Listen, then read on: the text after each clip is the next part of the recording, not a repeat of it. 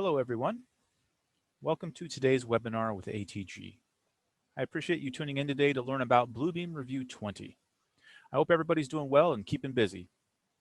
Last month, Bluebeam Revu 20 was released, and here's a couple new features that I'd like to show off. But we're also going to do some focusing on civil engineering workflows. This is a modification or a addition to another civil workflow Bluebeam Revu training that I did a few months ago, which received a lot of attention and questions. And I wanted to go back and revisit some of those concepts that have been pretty popular and share with you what's new inside of Bluebeam Revu. If you haven't been using Revu already, it is already being used widely across the globe, but normally it's associated with architectural workflows. People in construction or doing, bids or taking quantities. That's what a lot of folks use Revu for, but there's a lot we can do inside of the civil engineering workspace as well. In this webinar, I'm going to show you how to use it on some civil projects, and then we're going to explore, some other things that can be done with it. And that's sort of the beauty of Bluebeam. It can work for everybody, from the admin staff who's filling out forms and compiling documents and specifications, to the engineers and all the way through construction. My name is Jason Artley. I am a Senior Technical Specialist here at ATG. We are a Bluebeam Platinum partner, and I am a Bluebeam Certified Support Representative. In addition to Bluebeam, we're also a Platinum partner with Autodesk, and we partner with Esri and Fuser and Panzura and a whole bunch of other software and hardware solutions. Our goal is to be a one-stop shop for everything that you need to do your business. We really like doing these webinars and creating this content to help our customers become more efficient and proficient in the software that they use every day. On the screen is my email address. If you have any questions about Bluebeam Revu, or if you have any ideas for future webinar content, feel free to send them over and we'll certainly consider it. All right. So today we're going to be going over a few things. We're going to be learning the new features that exist inside of Bluebeam Revu 20. Then we're going to look at some of the use cases for Bluebeam in a civil workflow. Then we're going to be doing some configuration of Revu for QA and QC types of workflows. And then we'll look at some other civil things to fill out the rest of our time. Now in Bluebeam Revu 20, we kind of need to talk about the company that's behind it. It's been around for almost 20 years, 18 years or so. It's got 1.7 million as of this slide, probably up to 2 million now with as fast as this is growing. 94% of the top US contractors are using this software as well. It is incredibly wide used and it's incredibly powerful. Bluebeam is empowering people to advance the way our world is built. So now I'm going to probably mix it up a little bit. I'm going to say Bluebeam, but I'm really talking about Revu. Bluebeam is the company, and Revu is their flagship product. It comes in 4 versions. There's a free version, there's an iPad version, there's standard, CAD, and extreme. So I guess that's 5 versions if we count the free viewer. Everything that we're going to be working on today, though, is going to be on the standard or above versions. So most people in offices are using standard, CAD, or extreme. So with this, let's go ahead and get started. So as I mentioned, Bluebeam Revu 20 came out last month, and it came with some new functions. There's a few that stand out to me, and we'll talk about those. And of course, all of these improvements are on top of other stability and bug fixes. So first, we'll talk about Studio. Studio is an amazing tool that can be accessed in any version of Revu that allows multiple people to collaborate on projects. In the Studio sessions, that is where we can have multiple people collaborate in real time on one file or a number of files, and they can add their markups and take their measurements and collaborate and chat, and it gives a nice record of who's doing what and when. Also in that Studio is a projects option. This is where you can host all of your project files like DWGs or PDFs or Word documents, and allows people to check them in and out, and it allows a really nice way to share your files in the cloud. So instead of using Dropbox or Google Drive, you can create a Bluebeam Studio project and store everything in there. And what's new about this in 20 is that there's a new invite window, and it shows who's been invited and who's joined. So it'll even show the people who have been invited but they haven't joined yet. You'll also get more control options when setting up projects. Don't worry, I will be demonstrating all of these in a little bit. Secondly, there's a callout function. One of the more widely used markups is the callout, and now it's much easier to add new leaders. You can toggle between a callout or a text box. You can add leaders and remove leaders even easier. And there's even a new hexagonal shape for keynotes. So we'll show you some of those tricks as well. Another new feature that I think is kind of cool, when you're doing your measurements now, you can change your line type from the standard solid line to a dashed line or a dotted line or anything like that. It's a nice way to visualize on the screen what different measurements you've taken, whether you're doing one for a line or a path or an angle. And then lastly is on my list of notable new functions is the tool finder. And I don't know if that's what it's actually called. That's what I've been calling it. This is located in the help menu, and it gives you a really nice, easy way to find the specific tool you're looking for. So if you struggle with different menus or different profiles, maybe you're using somebody else's screen that hasn't, or Bluebeam that hasn't been configured, you can use the tool finder and just type in exactly what you're looking for, and it will pop up. So we'll show you some of those things shortly here. So I'm going to jump right into the software, and we'll go from there. All right. So inside of my Bluebeam Revu interface, if you're not familiar with the interface, I'll spend a couple minutes and discuss profiles. Inside of Bluebeam Revu, there are a number of different profiles, right? So by default, there are 4 different profiles. In this case, I've added a civil profile, and I'll show you how I've configured that in a little bit. But each one of these profiles, I'll switch to Revu. This is the one that normally comes after you first install the software. And you'll notice the panels on the sides are a little different, and there's no toolbars at the top. If I come over to Revu Advanced, I'll see some icons. My tool chests are or my panels are in a different spot. And if I go to quantity takeoff, things change yet again. My markups list pops up. My measurements panel is already extended, so on and so forth.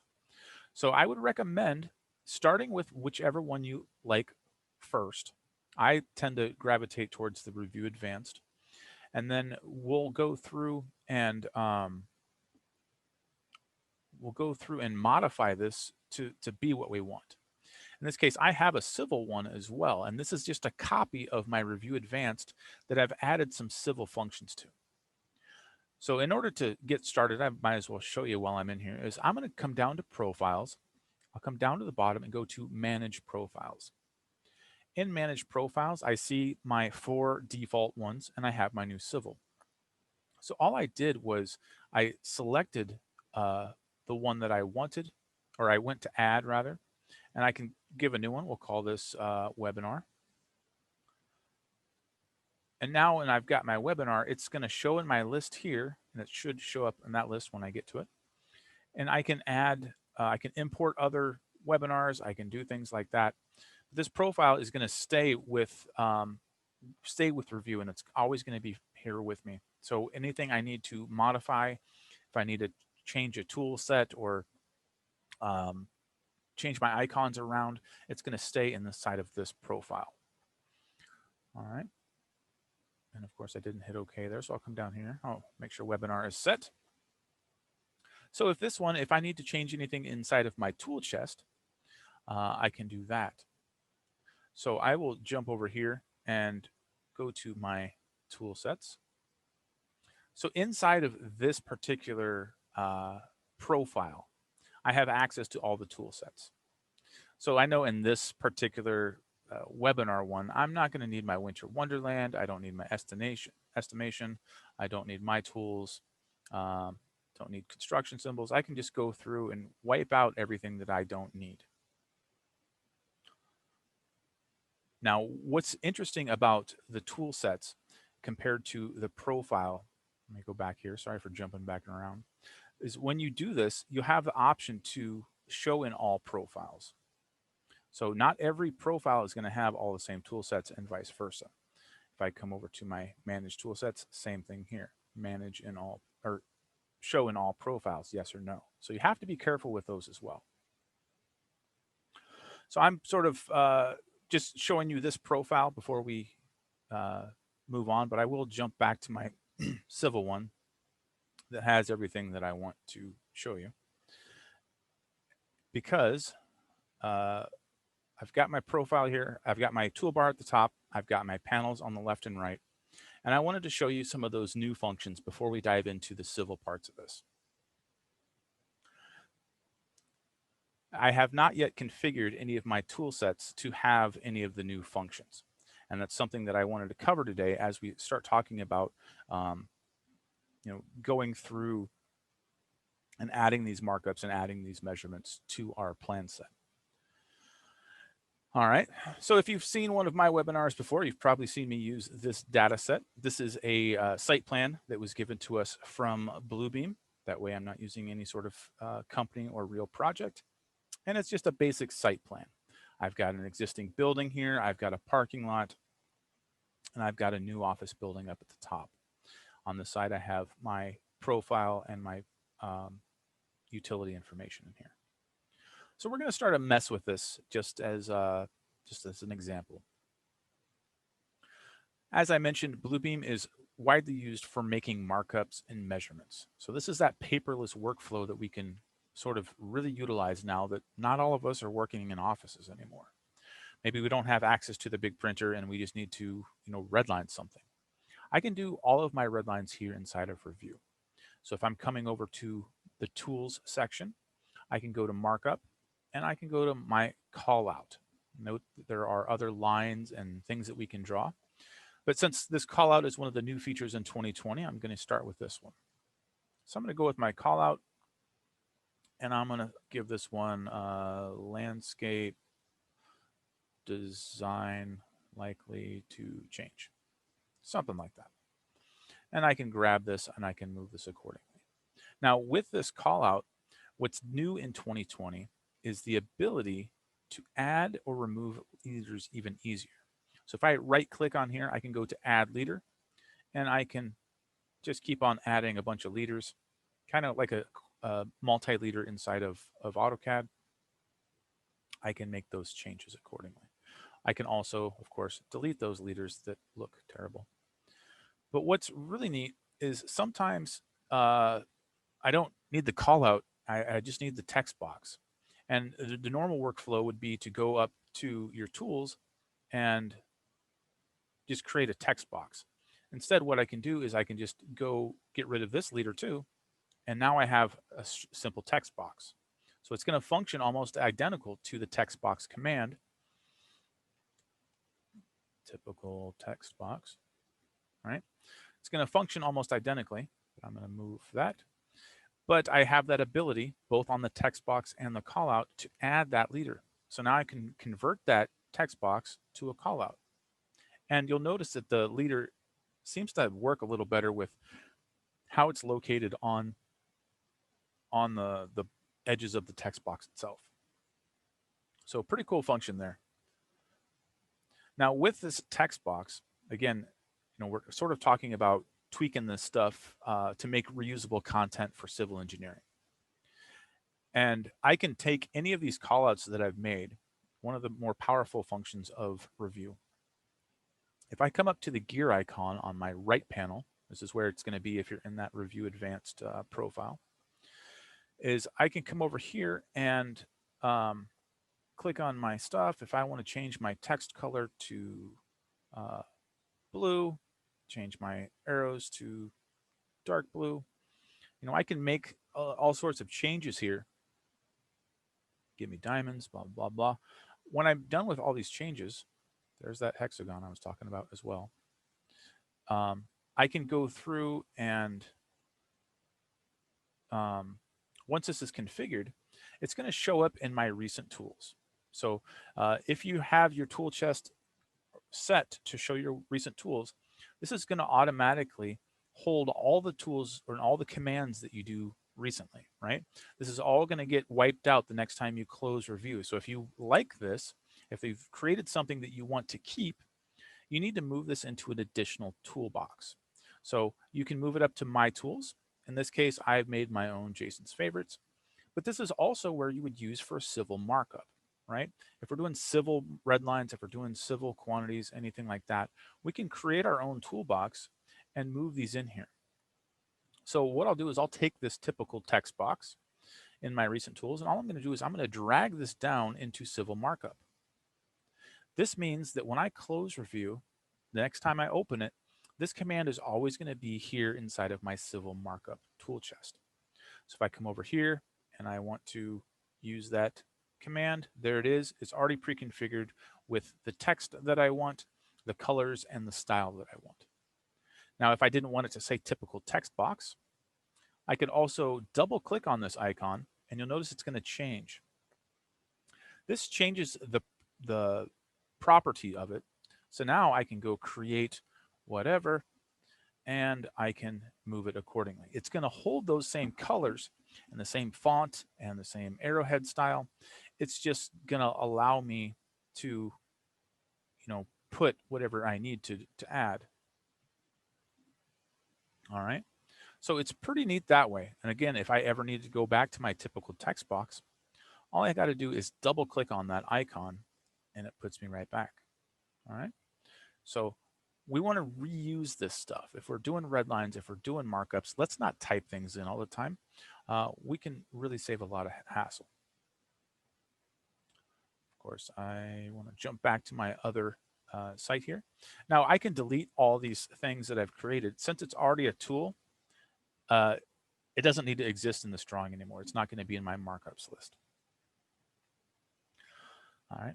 I want to do one more call out just real quick to show you that option again of the shapes of these callouts. So sometimes if we're doing keynotes, some firms use those. I can go over here and give them a shape. I can give it a circle, and I can change my justification. I can change my circle size, things like that. If I were, this would be another perfect use of making reusable content where I can take my keynotes. So the circle has been there for a while, as has the rectangle and the triangle. The hexagon is the new one for 2020 or version 20. And I'll just go ahead and put that in there. So now I have this call out in my recent tools. Same thing. I'm going to take it from my recent tools and drag it into civil markup. I can create another one, another call out. Actually, that would have been a good spot to show you the new spot. I can make a triangle one for, use the hotkey there. I'll use A instead of numbers this time. And I'll make a triangle, and same thing. Reduce the size of my text box is going to reduce the size of my triangle. Once it's about close to my hexagon there, I'll take my recent tools and I'll just drag it down to civil markup. Right? So I can put these wherever I want just by dragging here. And again, same thing. If I double click on that icon, it will still give me the information and the hexagon, but it'll prompt me for whatever information goes inside. There's my 3. I will normally need to change the size of this because it's defaulting to blank text. It doesn't know how large it is, but it keeps that hexagon function. Right? So what I want to try to do, my zoom interface is kind of in the way here, but there we go. So how I had just started that callout command was I was using the callout icon that's here on the the toolbar. I could also come up to tools and I could go to markup and I could go to callout. Alternatively, I could also go to Q on the keyboard and use a hotkey to get to callout. But I wanted to use this opportunity to show you another new feature inside of Review 20. And that is the tool finder, as I've been calling it. If we go up to the help menu, there's a new command called find tools and commands. And it's a little flyout search window. So I can just type call out and it's going to give me access to that command right there as well. So if my setup is funky, if I've got a weird profile, again, if you're using somebody else's computer and maybe they've got it really customized and you don't quite know where you are, you can go to Find Tools and Commands and type anything you want to see. Area, text box, anything with text, it's going to go ahead and find those things. Textbook, markups and forms, compare, everything that I want to find is easily found right there. So that's a nice feature inside of Review 20. I thought that was pretty cool. All right. So I've shown you the new callouts. I've shown you the hexagon. I've shown you the tool finder. I wanted to jump into Studio, and I want to show you the markup filters as well. Before we get to that, though, there's a question that came across. There's a couple questions there. The first one is going to be, or the one I'll get to first is going to be the way to remove the shape from the callout. So inside of this callout here, so I created this one with the hexagon. And when we go to shape, there's rectangle, circle, triangle, and hexagon. Now you'll notice that when we first created that callout, there's no shape at all, right? But it is set to a rectangle. We're just not seeing it yet. So it's kind of a unique thing here. Getting rid of a callout, getting rid of that hexagon, if I go back to rectangle, obviously it's not going to go away compared to this one, which is also set to rectangle. Pretty interesting, right? So there's a couple things we can do, and I would imagine that it would be pretty easy, but it's not. That's a fine question. I'm not exactly sure how to get rid of that. Maybe I'll mess with that some more when we're done. Good question.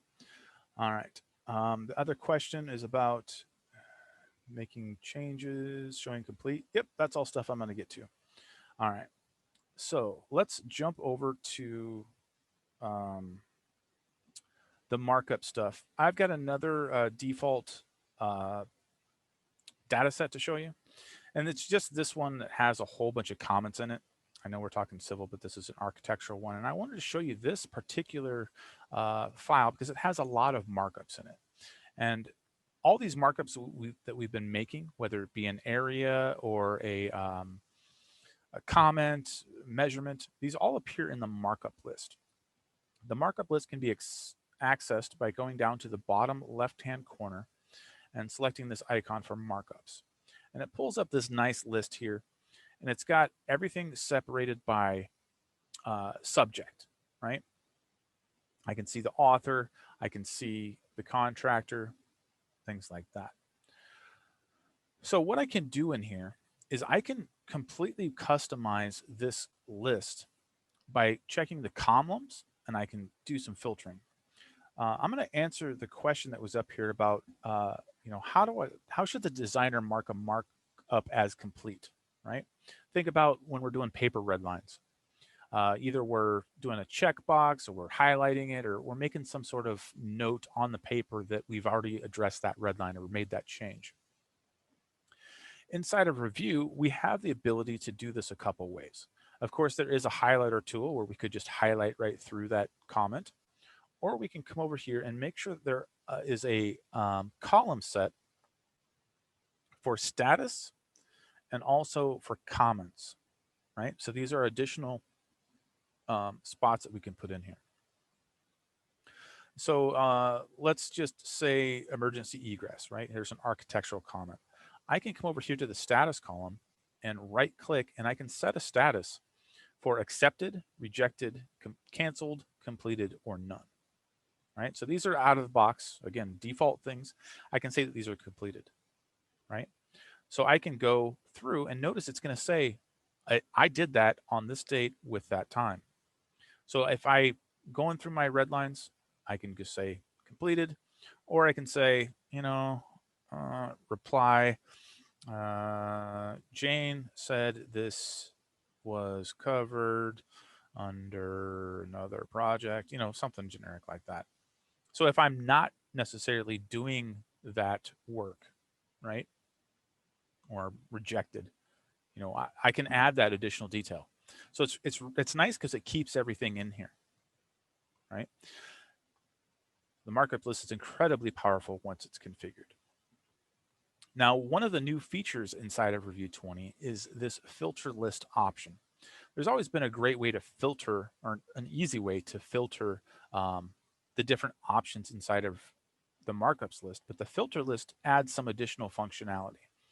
What it does is it puts this sort of banner on the top, right? So it's a toggle. If I toggle it on, it goes away, on and off. And I can go through here and I can just find everything I want that has engineer, right?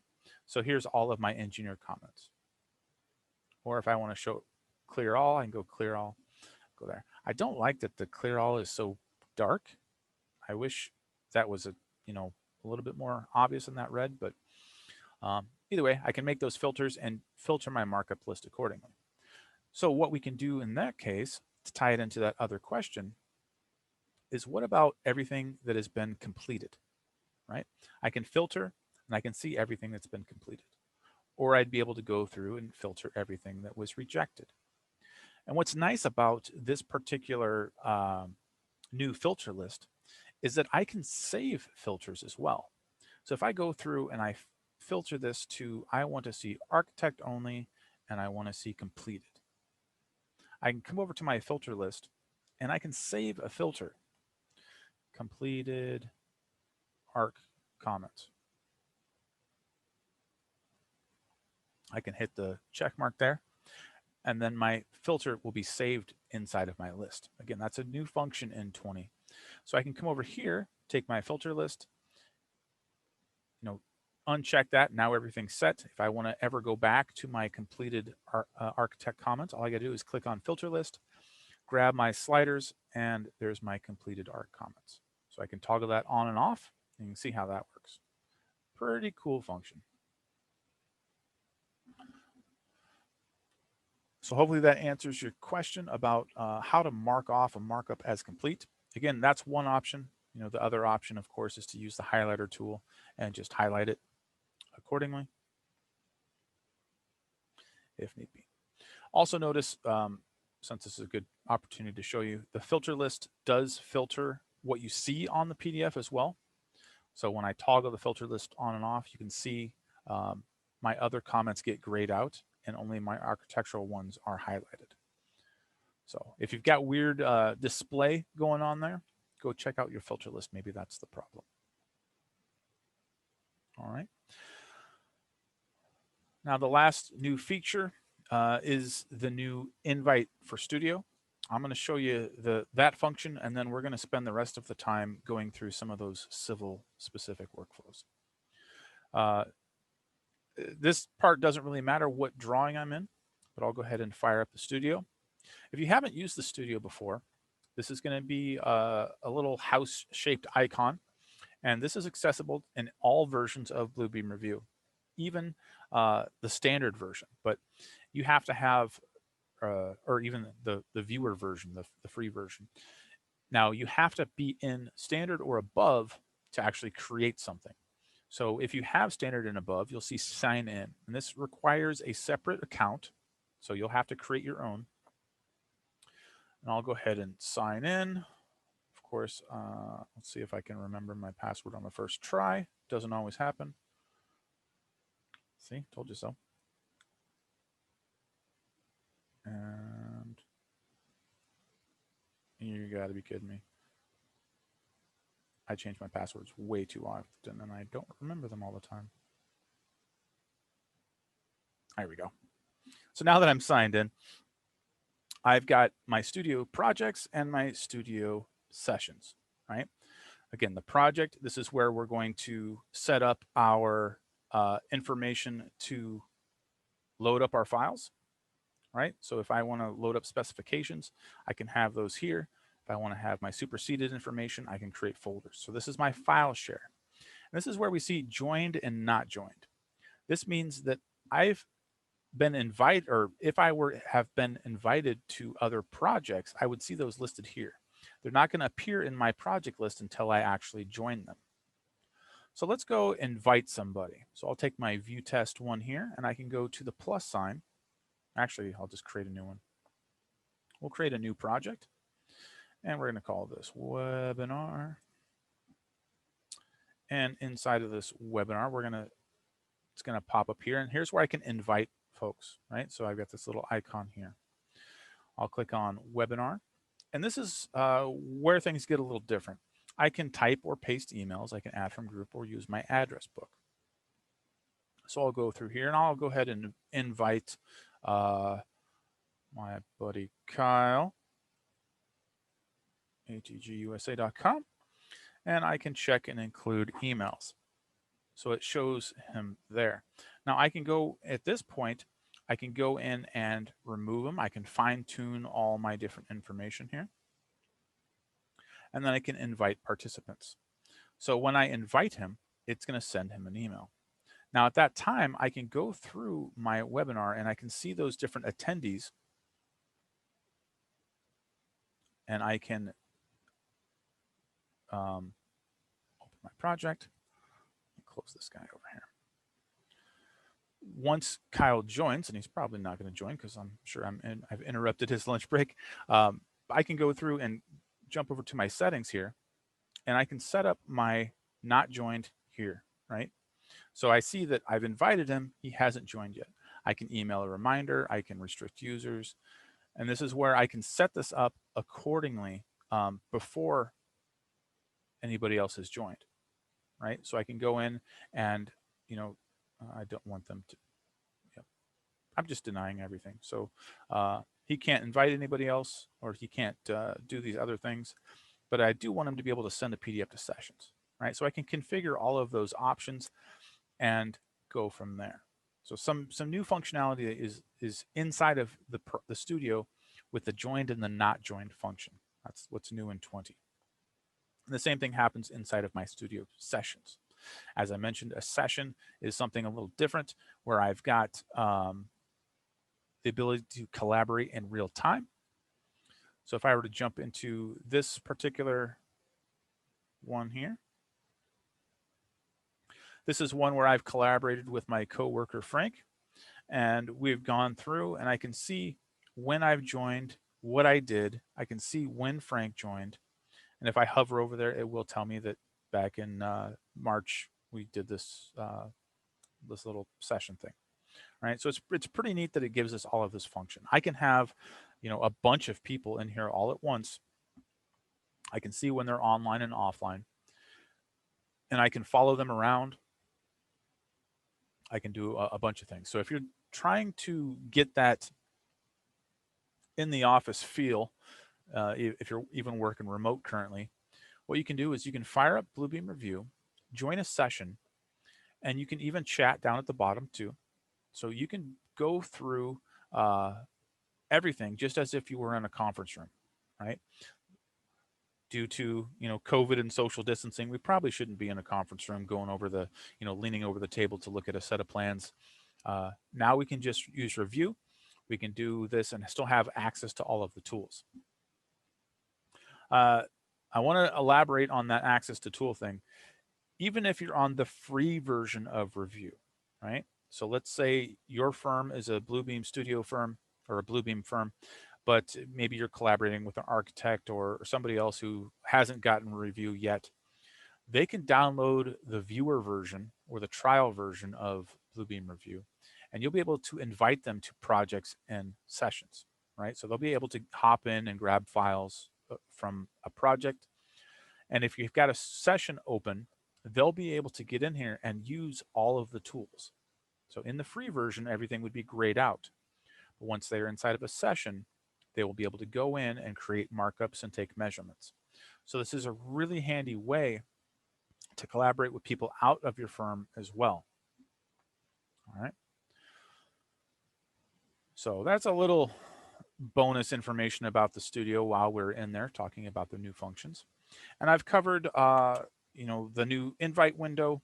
I've covered the callouts, the hexagon, the tool finder, and the markup filters. So with everything new in 2020 covered, I'm going to jump over to my civil site plan again. And we're going to configure some stuff for that civil functionality that we're talking about. How can we use this and not just for taking measurements and stuff, even though that's super cool. How do we use this for preliminary design? Maybe I'm not in the office, or maybe I'm a user who I really shouldn't be touching CAD anymore. I don't need to spend that much money on a Civil 3D license when I can spend 10% of that and get Bluebeam Revu. How can I still make my designs as if it were pen and paper? Well, I can configure different line types and different symbols inside of Revu, and I can save those to those tool chests, right? So earlier I had made some callouts and I moved into my civil markup toolbox. All I got to do is come over to make a new tool chest, manage. I can create it and just go to add. And this is where I can do my civil symbols or whatever, right? There's my show in all profiles option that we talked about earlier. I can save this, and here we see it's blank. So let's go create a couple of symbols, and I'll just show you how that works. What I can do is I can go create maybe some of those hexagons that we were talking about, right? If I take a call out, drop that here, I can do let's put a revision triangle, right? That's something we might want to see. Shape would be a triangle. Again, resize our text box nice and small. And I'm going to right click. I'm going to use that other new feature, delete that leader. And now we've got this symbol. This appears in my recent tools. So all I got to do is drag this down to simple symbols, right? So next time I need to insert a revision triangle, I can just drop that in accordingly, right? So of course, figure that or get that configured with different text, different colors, things like that. I can also create line types. So what I'll do is I'll first draw some stuff in here. I'll drop in a storm manhole or a sewer manhole. Maybe we'll put another one down here. And we'll put another one down here. And what I can do is I can create a sewer line type. And now I can just draw. Oops, clicked a little fast there. Notice it is snapping to those symbols. I'll show you where to find that command or that setting. And I can make a pretty passable drawing here. Accordingly, I can take my water line, and my water is going to connect over here. I can do my preliminary layouts right here in Revu. And all I've done is I've created some line types and I've created some symbols, and I've made them reusable and added them to different tool chests. So let's take a look at how I created these line types. I've got one for water, storm, sewer, and telecom. Let's go ahead and make one for irrigation, right? I don't have an irrigation line type. So if I go up to line, I will go up here and I've got my line function, right? So right now, whenever you start line, you're going to see the options pop up down here. And I've got some good stuff, right? I've got dashed and fence lines and gas and zigzags, and there's the other ones that I've created with my storm sewer and sewer, but I don't have one for irrigation. So let's make one real quick. I'm going to jump over to manage, and here's where I've got different options, right? I'm going to get standard and advanced built in, but I've created a new one just by clicking add, which gives me a new collection of line types. And I've created my company line types because these are going to be my company standard, right? So I'm just going to add a new one here, and I'll call this irrigation. And inside of irrigation, this is where I can add different text components. If you've ever created line types in AutoCAD, it's not very fun.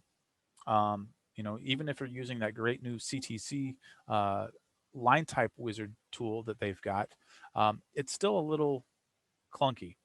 Bluebeam is probably the easiest software I've used to make a line style. So what I've got here is I've got my single line and I've got my name. Now I can add a component to it. So if I come down here and click the plus icon, I have different options for what component I want to add to my line. So I'll go to text, and inside of here, I'm going to type in IRR, right? I can choose my font, my font size, bold, etc. And I see a live preview right now. And that whole line just says IRRRR. So what I want to do instead, I want to add a dash to that. Now it's looking a little better, right? I can see that I'm actually going to get a dash in there, and I can adjust the width accordingly, right? The more width I have, the more space or the longer that dash is going to be between my letters. I'll drop that back down to 6 or so. We'll see how that looks. I can also scale with line thickness. I'll leave that checked because I can demonstrate what that'll do. And I can go from here. All right, so now I have this new line type in here. I can come down and choose irrigation. There it is at the bottom. So what I'll do is I'll draw in my irrigation. You know, this is probably going to go somewhere else. But it looks, you know, okay.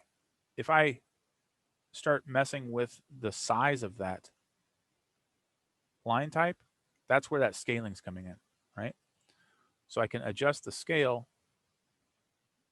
and it will move up and down.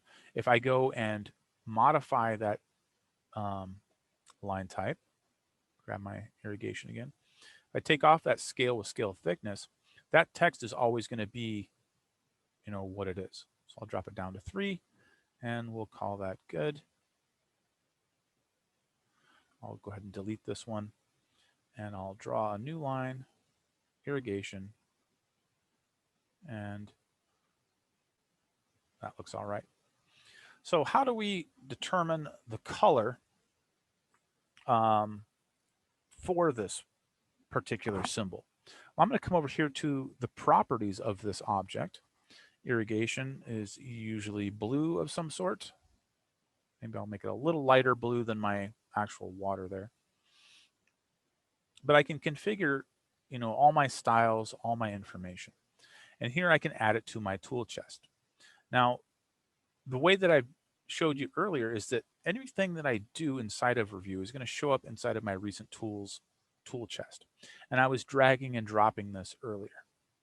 But what I'll do now is I'll come into my properties. So this is where I was changing my color. Instead, I'm just going to come down to the bottom. Sometimes you got to scroll to get down there.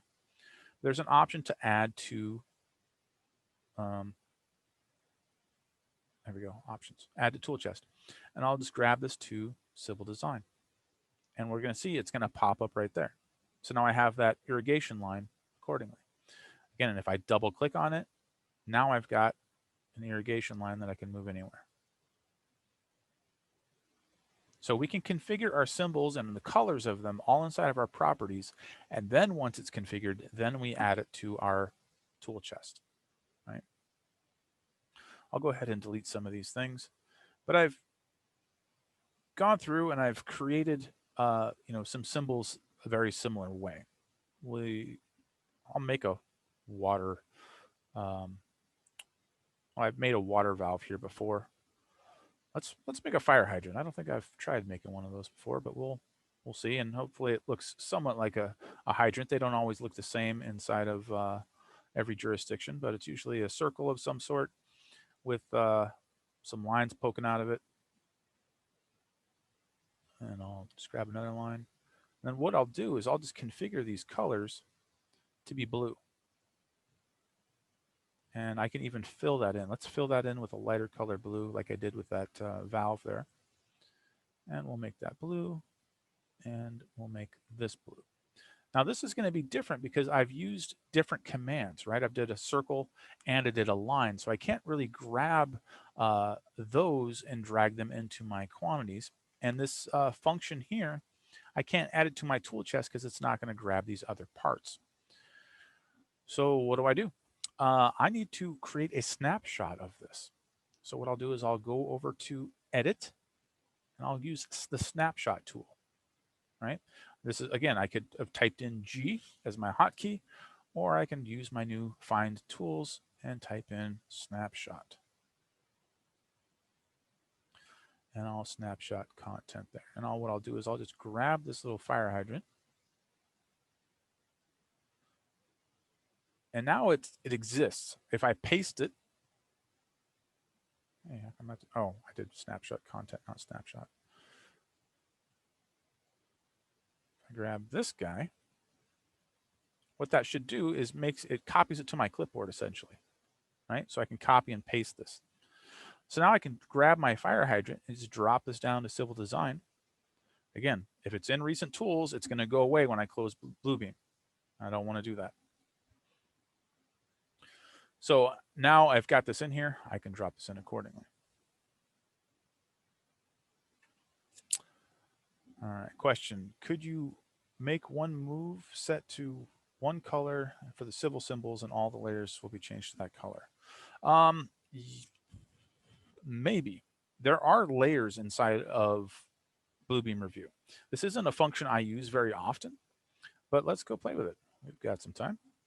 So what we'll do is I'll fire up my layers here, and I can add a new layer. So I'll just add before. This will be civil markups. So I've got this layer here.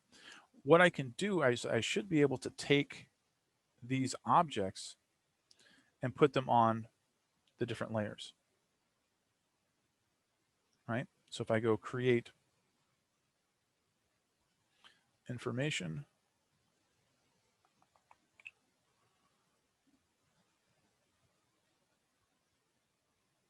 and I can put this on my civil markups layer. I'll just take what I've already put in there. So I'll just grab my lines. I'm just going to grab my line. So I want to test, can we change that color by the layer? And I don't think we can, but we can turn it on and off. And that's half the battle, right? So I'll go to layer and go to civil markups. Grab this guy, layer, civil markups. So now what I can do is I can turn that on and off accordingly just by toggling it here. All right. So it doesn't really have a color override that I'm aware of, but I can, turn it on and off, and I can lock it, and I can choose if I want that to print or not. So, oops, layer, civil markups. I'll go ahead and delete these guys.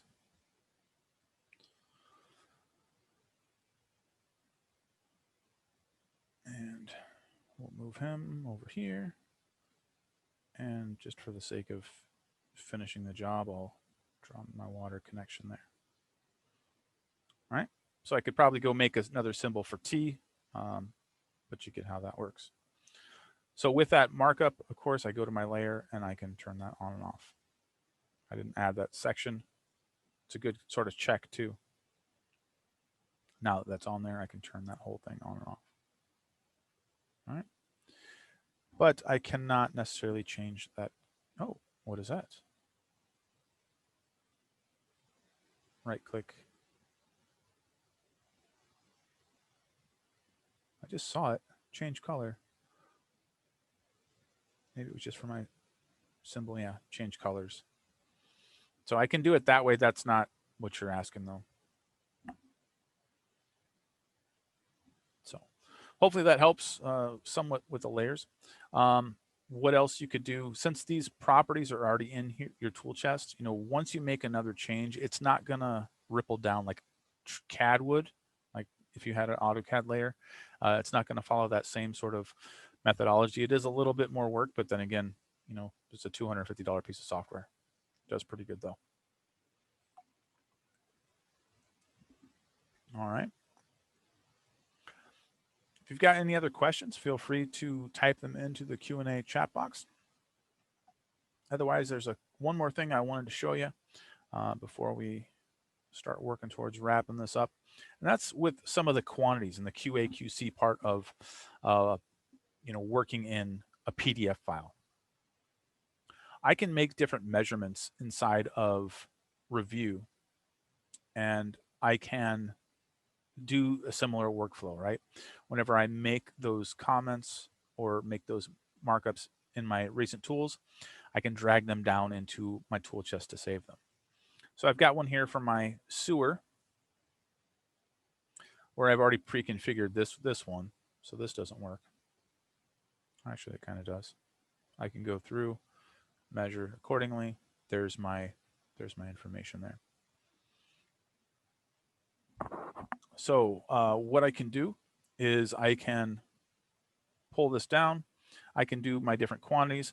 I've got some for concrete set up. I've got some for asphalt set up. Again, quick and easy QA, QC, just save your information, right? So if I want to save this concrete one or this concrete area, you know, that's not exactly what I was looking for. What I can do is go to measure area,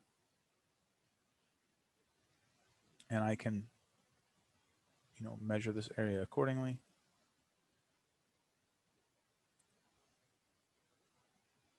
But that's not what I wanted.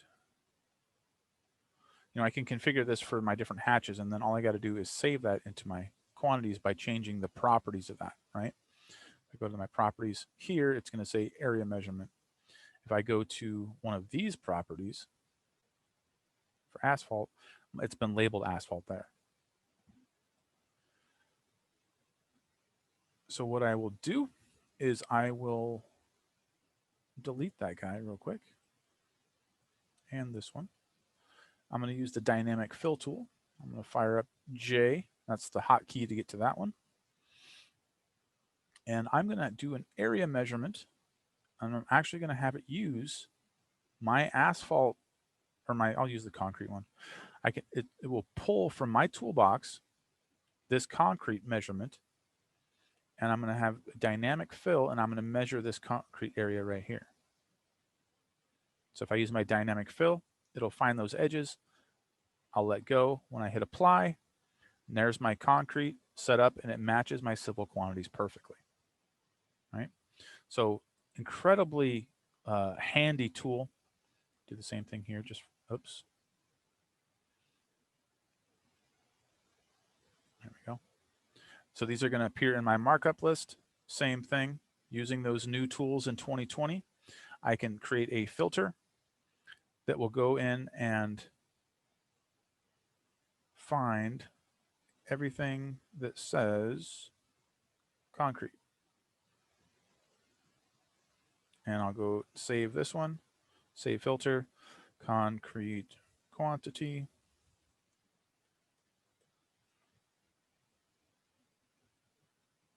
There we go. So with these filter lists, if I'm using, you know, doing some quantity information or double checking my quantities for my CAD file accordingly, hop over to my filter list, grab my concrete quantity, and automatically filter that. So I really enjoy this new filter list functionality inside of Review 20. All right. So I hope I've given you some ideas of what you can do inside of Bluebeam Revu to, you know, enhance your sort of civil workflows, right? Not only have we gone over what's new inside of Review, we've looked at creating line types, creating symbols, creating different quantities and markups, and then saving them for review. Now that all of this is set up, of course, what I could do is I can export this tool chest, right? So maybe I want to share all these beautiful creations with someone else in my firm. I can go over to tool chest, go to manage tool sets, and I can go find my civil symbols or quantities, whatever, and I can export that file. All this is a BTX file, right? If I go over here and export, it saves this BTX file, and I can save that to my desktop, and anybody else can grab this file. I'll go ahead and save it there. If I go to import, there it is right there. So you can just, I mean, it's a small file. You can email that and it's going to hold all this information. So it comes in really nice if you want to share. All right. One more question I'll answer. Well, if you have more questions, feel free to type them in. Otherwise, I'm going to answer this other question. Can you create your own markup and save it in a layer for future use other than the line creation earlier? Maybe. Usually how I save those comments and how I set these quantities is by changing the subject of that markup, right? The subject allows me to filter it a little easier in the markup list. There is a column for layer, where I can see the layers down here. But I like to just use the subject. What will happen is I can, create a new comment. Let's go create a poly length measurement. Oops. I moved my sewer there. If I go up to measurement and go to poly length. So this measures kind of like a polyline. I'm going to measure all of my water line here. I can go down here. Whoop. Come on. There we go. I can grab that there and end it. So this is telling me my length here is 113.8, and then I've got 182.7, and then cumulatively I've got 296.3 feet. If I go to my earth in 3 inches, if I come over to my comments here, this is where I can change my subjects and my labels. So this will be just utility quantities, label, water, or whatever. I can put different information here, make it hot pink or whatever I want to do, change my text color accordingly. And I can add that to my tool chest as civil quantities, and that's going to show up in here. So that gives it not necessarily the layer, because I can't give a layer to my properties here, but I can use the label and the subject to filter it out in my markups list. All right, so if I come over here to my markups list and go to filter list,